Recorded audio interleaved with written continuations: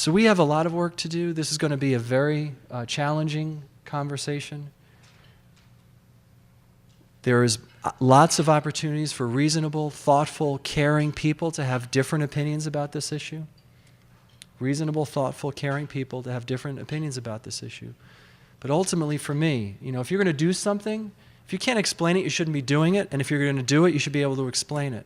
For me, this is really about, I worry about those kids. And I know so do the teachers in Providence. I know so does the mayor. And I know so does the superintendent and the school committee members in Providence. But I worry about those kids. So in the meantime, let's put healthy pressure on the system to do better, and let's continue to invest in the system. I'll close just with an example. I was buying my first car in the 1980s. In the 1980s, those of you who bought a car in the 1980s, there was this moral decision that you had to make. Because the Americans were not making the best cars, and the Japanese were making better cars.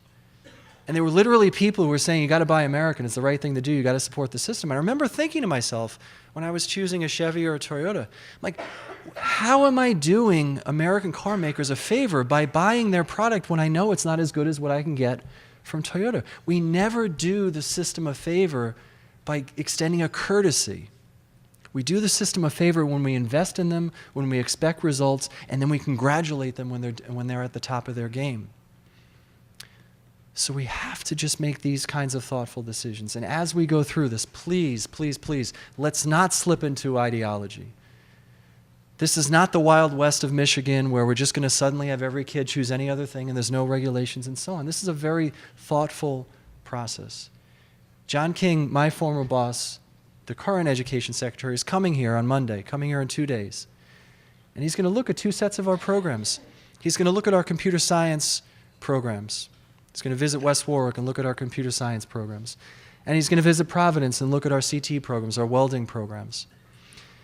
Because it's not just about school choice, it's about instructional choice. It's about offering students opportunities to best match their passions, their interests, and their strengths. And those of us who can be nimble and respond to that need for student pathway and instructional choice, we will do our best work. And those of us who just hunker down and say, we've always done it this is the way, we're always going to continue to do it, we're not going to do our best work. And John is coming here at this moment of this transition. He's in his swan song, saying goodbye to the nation as he steps aside as the U.S. Education Secretary. He's coming here to look at our innovative programs. And by doing that, he's going to issue a challenge on all of us to continue to innovate, continue to push, and continue to serve students and their interests and their passions as we move forward. And charters are just a sliver of that work. I wish you a great day. Thank you for doing what you're doing, and thank you for allowing me to serve alongside you. Bye now.